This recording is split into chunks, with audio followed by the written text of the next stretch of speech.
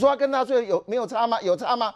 新疆是不是一样，跟这个纳粹一样对付以色列的？我们说犹太人一模一样的时候，一个个下跪，而且跪的姿态非常的令人恶心，尤其是想要选总统的这个郭台铭，你也有做美国人生意耶，你竟然说一句话，不要跟美国买武器，我们没有武器了，对方就不会打过来，那我们真拿扫把吗？所以回头看这些荒谬的言论，可是你看哦，他们每个人讲得很开心啊，而且越讲越嗨。那天这个所谓的这个我们说布雷弹到台湾来的时候，火山布雷系统，对我们很开心对，因为这如果真的很先进真的要打到沿岸，特别是我们知道我们台湾的海峡比较多，我们的海岸比较多，如果他们真的上来的时候，我们让他直接阻挡在海岸上，他的船只在海岸上的时候，这个可能其他国家可以帮忙修理，延迟他上来。这东西我们要多久了？对，在我们决定新增延长兵役的时候，他决定买了，所有军事专家都说好啊，又来了。这个在野党，你真的没有骨气，我真的是想没有做功课。那天于将军讲，这个这个地雷它是会定时是可以销毁的，是的，不用去除雷，因为它的这个里面是电池嘛，它只是遇到这个就是周围有说金属，它会自己靠近爆炸嘛。那随着时间的久远，它的电池消耗，它会自动销毁，它的磁性就没有，它就不可能再去攻击嘛。这种简单的逻辑他们都不知道，我不认为他们不知道。开玩笑。多少将军是国民党籍的？于将军以前也是跟国民党，也是国民党籍，他们这些人都是了解这个战争的，他们愿意说这种蠢话，所以表明一件事情：对于政治斗争里面，他们只强调的是如何取得政权，他不会去在乎说台湾的主体性是如何。尤其我们这样讲一句话，这一次在 CES 展，哇，台湾很多厂商在美国，在这个美国展览里面得到好评啊，而且事实上有更多人就注意到台湾。甚至连前任的欧盟的主席都在台湾了，直接讲一半，讲得很白哦。欧盟应该跟台湾建立军事同盟。我会这样讲，请问一下，如果今天这个人跑去问连胜文，连胜文说你不要跟我做军事联盟了，我们不需要欧盟吗？那你跟朱立伦讲，这个事情我们考虑一下。人家怎么看你啊？瞧不起你这个在野党。所以回头我们看这件事情的时候，当他们在讲这句话，特别我再提一下侯友宜，侯友宜我真的佩服你啊！有人说你真的好好找老师了。人家问你说强国旗帜，你现在不敢讲，你只能说团结台湾。那人家问你说，那面对关税，你说关税壁垒嘛，台湾会遇到问题，那你要怎么解决这个问题？团结台湾。人家问说，因为全世界造成通货膨胀，所以台湾有通膨的问题，这你讲的哦。事实上，我们今年通膨就1.8%，今年预估值没有那么严重。结果你说怎么解决通膨？团结台湾。天哪！你除了团结台湾，你还能讲什么？像这样的人，在国民党还可以得到这么高的一个支持度，我只能说，我傻了。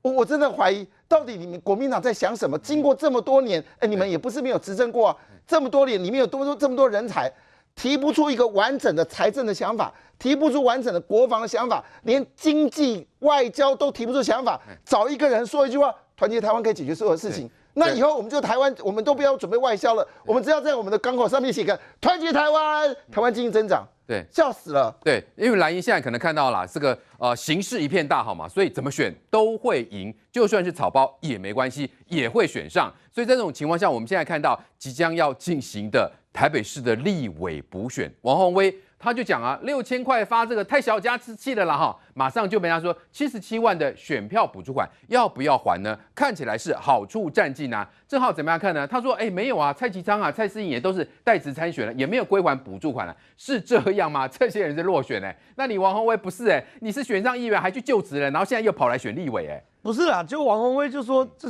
就已经发钱了，你就不要再酸了嘛。我觉得这些事情对国民党来说，我觉得都一样。就是当然了，那时候民进党政府有一度犹豫不决，但国民党压力下，民进党就转弯。那民进党转弯发钱之后呢，你还去酸人家说6000块太少，我觉得就没有意思。那你没有意思，你既然要酸，大家来酸嘛，那我就呛你啊，那你77万交出来啊。那你被人家呛的话，那你再去讲说蔡其昌、蔡适应这些事情就没意义嘛，然后没有选上嘛，这有什么好讲的？他们一样做他们原本的工作啊，蔡其昌继续选做他的立委，蔡适应继续做他的立委嘛。所以我觉得王宏威其实他在这个选区优势也大。你懂我意思吗？然后一直搞这些，就会搞说你到底是不是一个刻薄的人？就不要我觉得就不要变成这样，这是一件事。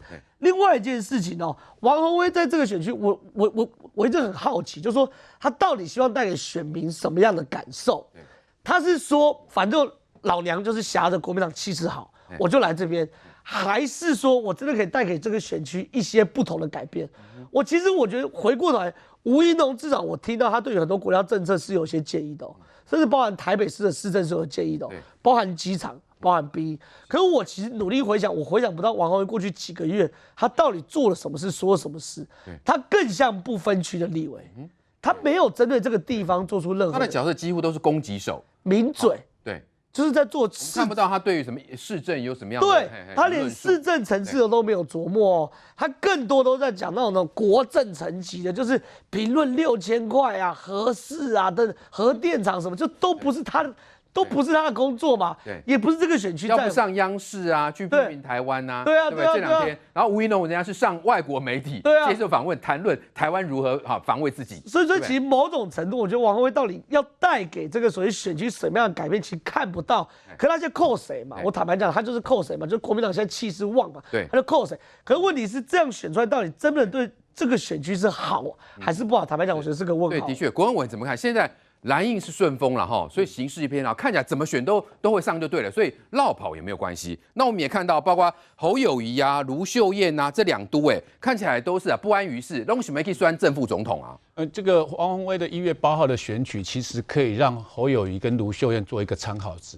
如果假设1月8号王宏威这种代词参选，马上落跑又能够顺利当选的话，那这侯友宜跟卢秀燕他们就有可能可以效仿一下了，就是说，你看选民不在乎嘛，他不在乎说他刚当选而已，就马上转跑道去选立委，然后又当选，显然大家不在乎，那侯卢配的可能性就大了，我觉得是这样子。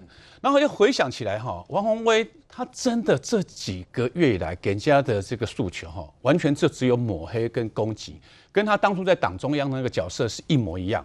他转换成立委的一个候选人当中，真的提不出任何一个政见跟看法。但是立法院需要这样的立法委员吗？立法院依照目前的立法院的这一个问政风气，还算稍有进步没有像以前只是来骂人而已。结果没有想到这个北松山、中山这么高档的一个选区，要选出这种立委，老实讲，我真的是非常非常的纳闷那再回来讲，到底这一个侯卢配有没有可能？我觉得老实说，我认为是可能性是有的。为什么？现阶段要选的人是谁？郭台铭、赵少康。朱立伦，还有包括侯友宜，这4个当中基本上我认为都想要当正的，没有想要当副的。没有想要当副，唯一一个看起来没有想要当正的人就是谁？就卢秀燕而已可是4个当中，现在民调谁最高？偏偏又是侯友宜最高。那4个当中是不是都要选？我认为都要选。包括每天说要当后援投手，其实是要当先发投手的赵少康，就是一个很明显的例子嘛。那郭台铭今天的报道也出来了，他很清楚就蠢蠢欲动嘛。那我侧面有听到一些风声嘛，是上一次的时候，他的儿子郭守正就出来招揽人才的人嘛。现阶段今年呢，最近呢，他又在找一些人说，你是不是能够来跟郭台铭帮忙啊？真的？真的，我有听到，我真有听到动作了。郭台铭的阵营已经开始在招兵买马这种情况之下，我已经有耳闻了，已经有耳闻。所以说，再加上这一个朱立伦。他老实说，拿下13个县市，后来又拿一个县市，在13+1的情况底下，他战功彪炳了。而且接下来补选，如果1月8号再赢的话，只能累积2胜南投如果他再赢的话，就累积3胜对。这种声望在或者党内是要如此之高的一个党主席，他会不想选吗？所以我认为4个人都想。他有可能让侯友宜继续呵呵爱台湾，这样子可以打遍天下，真的吗？又靠这一招。呵呵爱台湾，可是他就是不呵呵回答他从头到尾只会呵呵爱台湾，呵呵做代志，不会呵呵回答所有问题的一个内容所以我是觉得拉回来讲，但是偏偏朱立伦比较懊恼的地方呢，偏偏是4个人当中，他的民调是最低的那刚刚提到一点说，到底朱立伦在讲说国防的部分，他同意加强国防，可是他看起来是定了这个调，可是问题是呢，除了他以外的人都跟他不同调你看郭台铭讲的论调，那投降论嘛，赵少康讲的论调战争论，基本上也是用恐战论，也是投降论嘛，只有侯友宜摆在中间啊，摇摆不定而已。但是全部都不是空白啦，好好爱台湾，高时阵人讲啊，咱阿强会拍了边啦，咱来好好爱台湾啊呢哈。所以说拉回来讲，是说我看起来说朱立伦现在看起来是党务系统他有发言权，可是当总统候选人出炉的时候，选务系统的发言权会远远大过于党务系统。如果今天是郭台铭出现，今天呢是这个侯友宜出现，他讲的论调基本上就会认定说是未来整个国民党的路线。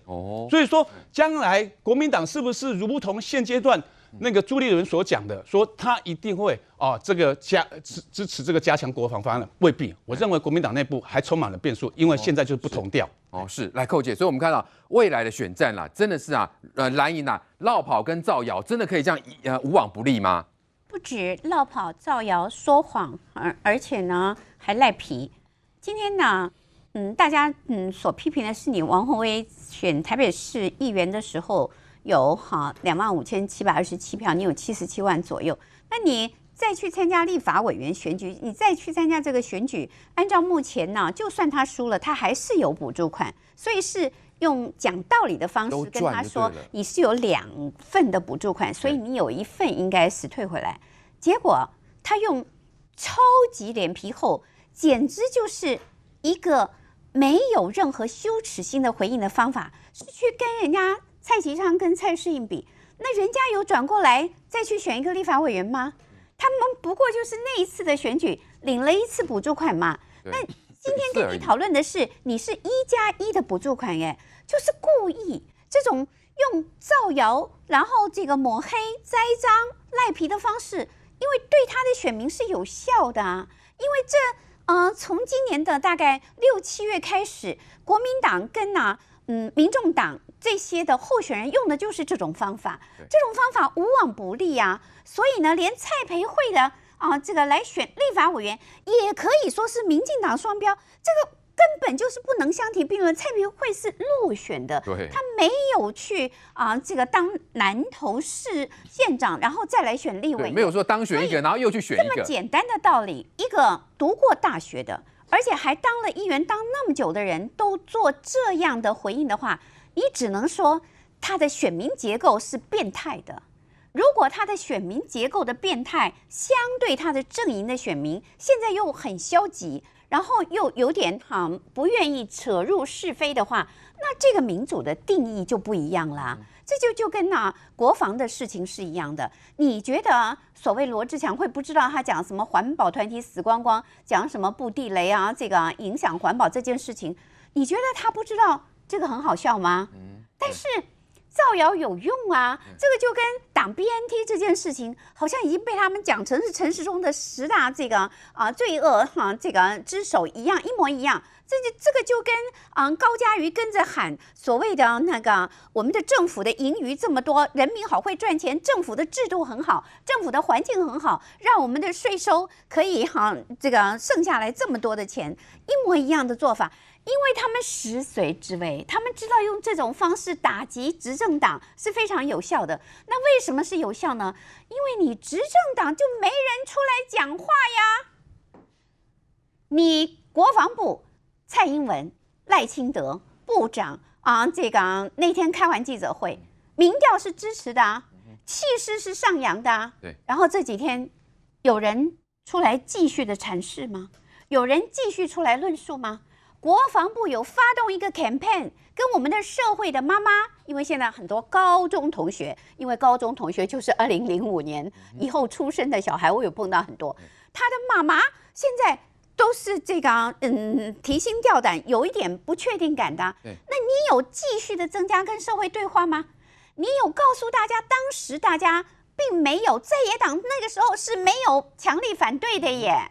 那你如果不继续的这个论述，不继续的跟选民对话，让选民站在你这边，他们就可以见缝插针去放毒啊！现在继续放毒哦。那像侯友宜或郭台铭这样就可以这样偷渡过关吗？当然了，但侯友宜跟郭台铭是不一样的状况。郭台铭有捐了钱的那个干爹的那个形象了哈。那郭台铭要选总统最重要的一个因素，还是他跟中国的关系嘛？那面对侯友宜，我觉得我现在不想批评他，就让他继续这样下去，因为他这样继续下去，总有一天选民会看得很清楚。如果你一直批评他，会让他发现他有缺失。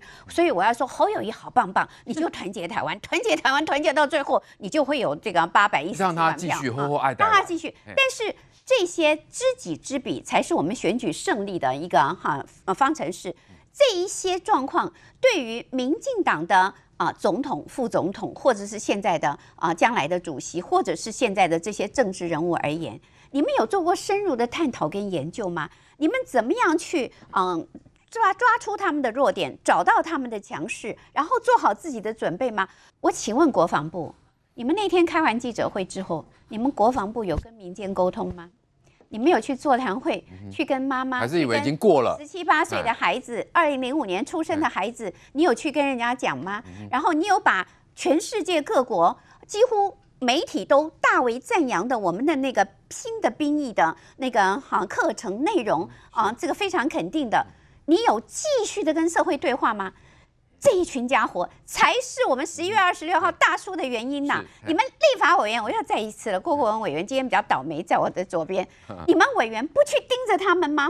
每一刻都不能放松，因为蓝营始终都没有放弃，随时在造谣扭曲，所以呢，执政团队真的是皮要绷紧，绝对不能够放松。来，梅梅姐，对我先讲一下吴怡农跟王宏威这场选战，因为1月8号就要选举哦，我必须要跟大家讲，它不是只是一个北松山、中山区的选举，我觉得这是关乎台湾我们的价值选择，我们未来到底要什么样子的政治文化，我们要什么样政治人物的一个选择，它可能是一个开启一个新页。为什么哈？我就先简单的比较一下，各位，王宏威他选上了议员，然后马上早上说我绝对不会落跑去选立委，下午秒变脸就去选立委了。那拿了这个政党补助款。当大家问说，那你要不要把钱捐出来？因为他不是酸吗？6000块太少了，小家子气。那你大方一点，你把钱捐出来。他说，我现在满脑子都在想胜选的事情，连6000块都回避，爽领70几万。好，这样的一个王宏威，对比的吴怡农是什么样的吴怡农？各位，他在高盛年纪轻轻到高位，凭一己的力量，年薪1000万，放弃1000万年薪，放弃美国籍，这样的吴怡农。再来这个王宏威是什么样的王宏威？到央视去上节目，敢说蔡英文总统吗？没有，这些上央视节目的人，来宾费都是很高的啦。然后讲的是什么？台湾地区领导人不都是这样讲话吗？骂台湾，不敢说自己总统，不敢承认自己是国家，因为说总统就是国家。台湾领导人当局，台湾当局就是这样子。而吴怡农呢，放弃美国籍，回来当兵，还选这个路特战队，不是吗？好，那各位来看看。一个说是爱台湾，一个是我就用行动派。然后这样的一个王宏威，你看出他拿出了什么样的政见？没有，一路谩骂、抹黑、造谣，骂人家是什么脓包，骂人家什么黑道傀儡、黑道小弟，还说自己骂了哪一句话，用这样子负面仇恨值。对。可是另外一个吴怡农呢？我坚持正面选举，我不抹黑，我不造谣，不谩骂，我就讲我的，我讲全民防卫，我讲松山机场，对不对？我讲好多的概念，我坚持干净选举。那各位，如果你选择王宏威，那是选择什么？那得告诉台湾人民，就是说，我们不在乎一个政治人物，他假挖来跨挖挖，他辜负选民，他马上落跑。我们也不在乎这个政治人物，只要用仇恨值撕裂台湾都没有关系，照样当选。我们拒绝向上层提升，我们拒绝干净选举，我们也拒绝一个这么热血的人放弃美国籍、放弃高薪回来台湾，我们也愿意拥抱仇恨值。侯友宜的“吼爱台湾”哦，一样的道理，进化版呐。对，我跟你讲，我就笑他一个想知道，一个是“吼系列，好，对“吼做代志。进化到呵爱台湾，下次不知道呵什么，人家就讲嘛，韩国瑜再怎么样，对不对？高雄发大财，不要当棋子，还会讲个筛子，你连筛子都没有。你连棋子是什么？人家问你，你现在不敢讲了。你现在就是说讲团结台湾。你有国际观吗？你对两岸有研究吗？一个总统，尤其下一任总统，你知道下一任总统的责任有多重大吗？我们碰到的是一个习近平，而且我们更害怕搞不好会不会是警察治国？是这个很可怕。我们也担心，因为侯友宜，你从过去看过来，他是什么？郑南榕事件的时候，你看得出来嘛？他选择是最激烈的手段，他骨子里头其实是非常威权、非常保守的那种性格嘛。他有民主的概念吗？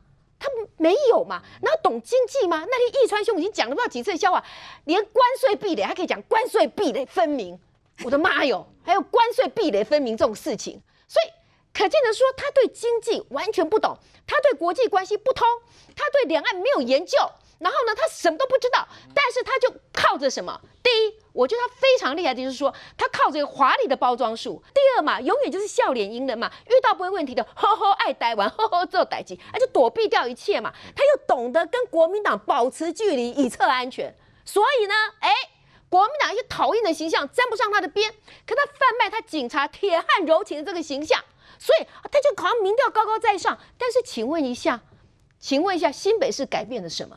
又请问一下，在台湾民主化的过程当中，他贡献了什么？又或者说，台湾面临到尤其习近平对台湾的野心的时候，他准备了什么？好，那么其他的人呢？我为什么不厌其烦说这一战那么样的重要？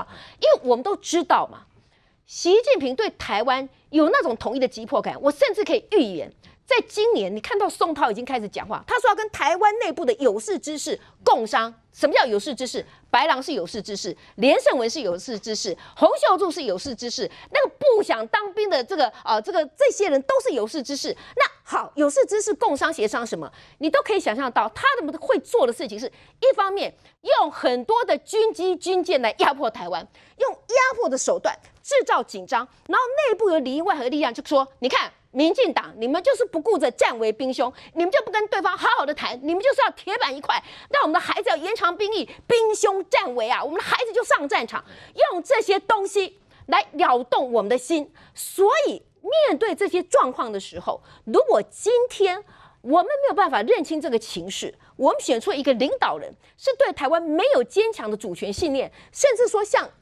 这个郭董这种的什么民主不能当饭吃，甚至说只要没有武器，人家就不会来打你这样的自我缴械的话，又或者说呢，像是侯友宜这种说不要当强国的棋子，那意思要离间台湾跟美国的关系，好，又或者说像朱立伦嘴巴上讲的说啊我们支持，可是呢做的又是另外一套，也没有办法约束内部。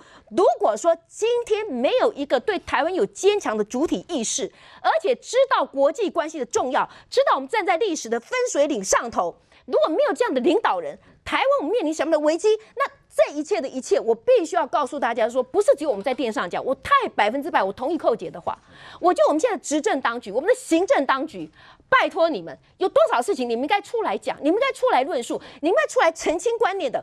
台湾的人民，我再次的说，在我们去年我们的4大公投，本来大家觉得一片凄惨，可是你下去开动列车的时候，人民用高选票来肯定你，你就知道台湾人民是可以沟通，是需要沟通，是需要说服。但在这一点上头，我觉得我们政府的功课是不及格的。那离到明年的总统大选只有1年而已，很短的时间。我拜托大家，除了厘清概念以外，行政团队要拿出作为出来，然后党跟院之间互相重要的人事、重要的政策要互相沟通，要有共识，要党政相辅相成。好，再来关心台北市长蒋万安呢，最近取消了晨会，结果呢被民众党追打了，所以他到底是想要睡晚一点再去上班吗？请瑞的哥，现在这个大家还关注到台北市内湖交通的问题，到底蒋万有没有解啊？还是说呢，现在提议说真的是要搭船去内湖上下班吗？因为民众党呢有4位议员嘛，那么柯文哲之前是他们的头子，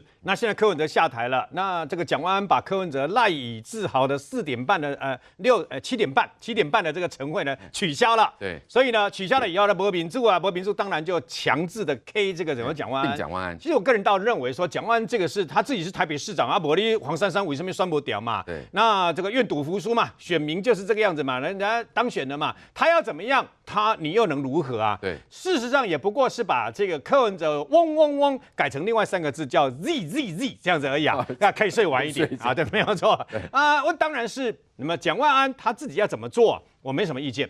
不过目前看起来，他对内科的交通好像束手无策，对，各位，内科的交通现在要过年了，对不对？对，每当过年前，就是内科要到这个等于台北市的这个南京东路啦，相关的这些地方的那个噩梦又开始了嘛。请问是不是有塞得一塌糊涂嘛？而且不能每卡面路点嘛吼，稍微有点下雨的话，哇，那个塞车的时候更严重嘛。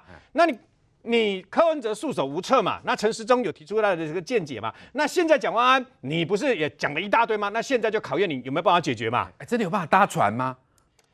可能要游轮吧，游轮是哦，可能要十几层的游轮才能够把那颗的人装走吧。最近天气那么冷，如果搭船可以解决的话，早就解决了。等到现在嘛，但是我不管你怎么样，你现在当市长，你就必须去解决。很简单，你就必须去解决嘛。对，你不管你是用什么方式得到选票，反正现在你是市长，谁当家谁就想办法去解决。那你至少要提出一个方案或怎么样，好的，让大家这个等要觉得可行嘛。搭船啊，等到你的船码头所有地方全部都弄好了以后，不好意思，你可能已经下台一鞠躬，或者要竞选连任了啊。所以呢，事实上这就告诉你。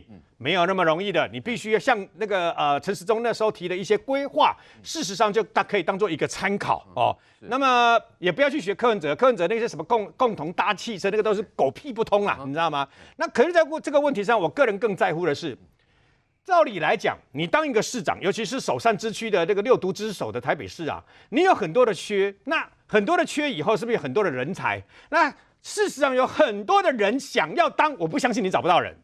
可是你怎么会连一个府会联络人你都找不到？蔡诗萍的文化局长对不对哦？有些深蓝的看不顺眼，你一样用他，对，表示你蒋万安志不在台北市长而已啦。哦，他会用蔡诗萍是什么意思？就是除了深蓝之外，他浅蓝甚至于中间他也想拉拢嘛。现在就要布局喽。哎呀，开玩笑，时光如箭，岁月如梭，8年一下就过去，要选总统啦。所以呢，他事实上他在看不见黄子哲，他在看的不是只有这个所谓深蓝嘛。那我就不懂啊，我最不能，但是有一件事情我不能原谅这个蒋万安的是，他竟然附和了这个朱立伦跟林奕华的鬼扯，就是那个2月1号才要辞职的那个鬼扯。对，1月13号，立法院的总预算呢就要审完了，好，让你延到1月19号了，好不好？过年前一天呐，你说要审这个什么2000块的这个特别方案嘛，那没有关系啦。我问你啊，他们的理由都是什么？都是说林奕法要做好他区域立委相关的这个职责，把总预算给审完嘛，还有法案给审完嘛。那你审完了，应该要辞职了吧？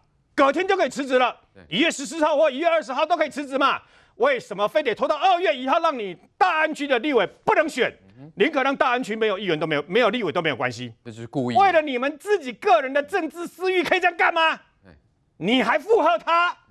我不相信。我不相信台北市长蒋万安跟中国国民党的主席朱立伦呐，那脑袋没有脑袋，我不相信，他们一定知道为什么，可是你们还是这样做啊，所以呢，事实上就告诉我们，国民党如果啊，那么国民党因为去年的9合1以后，误以为自己赢定了，他们现在那种骄傲跟跋扈无以复加，好像斗定。你刚刚不是讲这个呵呵做代志，呵呵做大代志，呵呵爱台湾有没有啊？好好系列，我告诉你，侯友宜所讲的一切，他变成好好系列的代言人。那告诉你一件事。侯友宜虽然找了人家帮他上课，什么国安啊、两岸外交，他最缺乏的，他最欠缺的，但是最后事实证明，他所说的一切好像两蒋时代我们在写作文一样，他就是一个空心猴。是，我要请教俊浩，这个内湖真的有办法搭船吗？你以后这个赶通告可以搭船去内湖吗？可能要比较悠哉的人可以搭船的，悠哉。因为我还原一下，因为这个状况是这样，因为是那时候是交通局跟产发局在1月5号去拜会内湖的这个员工哦，那里面有很多的科技业啊等等的，有产业代表推荐啊，说那不然我们弄个这个水路运输啊，我觉得有点异想天开啊，但我觉得也不错。巴黎淡水那边也是这个搭船，河左岸也可以，但是缓不济急，缓不济急，大概不会真的有人靠这个来疏解内湖交通。我觉得蒋万安还是要真实的去面对什么东西，真实的去面对。他那个时候是有提出政见的哦，是啊，对不对？对，大数据哦，增加连外交通，还要增加这个连外班次，对不对？他要讲出3个，但是我就说很像小学生在写作业嘛，就是说只写很 rough， 只讲原则性很 rough 的嘛。那时候陈松涵提出好几个方案哦，在几年的时候打通什么交流道，几年的时候要增加什么道路，这都是有一套方案的哦。所以蒋万安你要面对一件事情，就是说你那个时候提出这个东西，大家都还记得。你如果都没有讲的话，大家就算了。你有讲，我们也记得，那就要比。那你有个脸皮厚点，可以去抄陈时中的版本。反正陈时中提出嘛，你就去做。总而言之，这会变讲完下一个4年检验它非常重要的标的物，这一件事。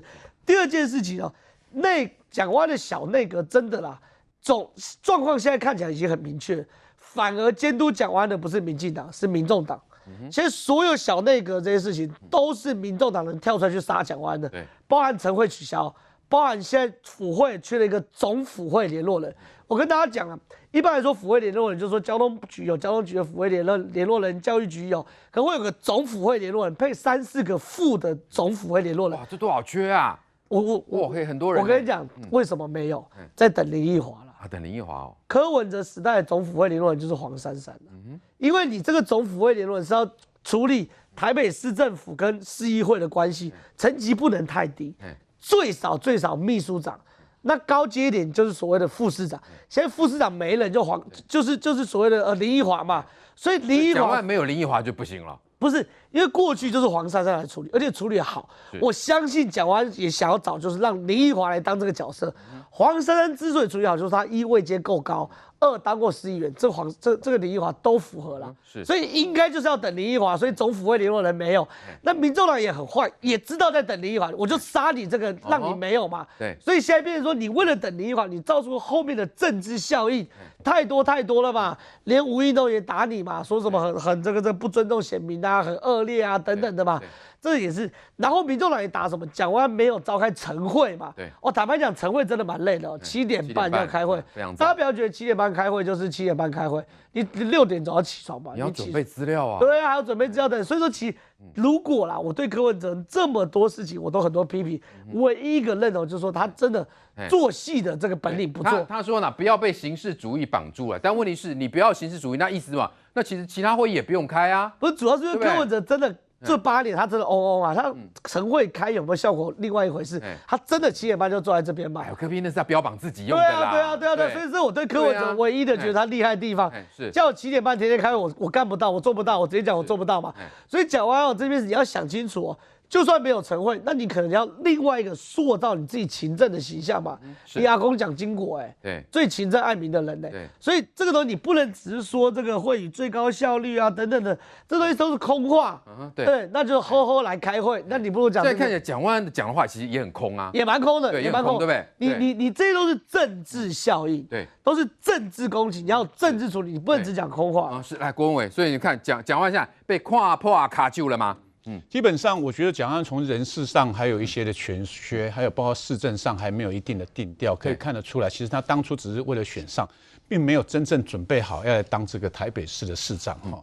那以之前陈时中的这一个政策的版本当中，可以看得出来，台北市东边或西边其实交通问题都很大，所以他有提出一个南北投相关市里那部分的一个交通改善计划。那另外一边呢，就是有关于内湖的这个部分。那以交通的部分，其实不外乎2个状况，一个就是交通建设，一个是交通管理的问题。交通建设的话，最关键的其实不外乎目前台北市一定要公路运输或是轨道运输，不然会加强交通管理。那前2者基本上的基础建设其实一拖都要好几年，所以短期内他要提出一个比较具体解决内湖这个交通的可能性，我认为不是非常之大了哈。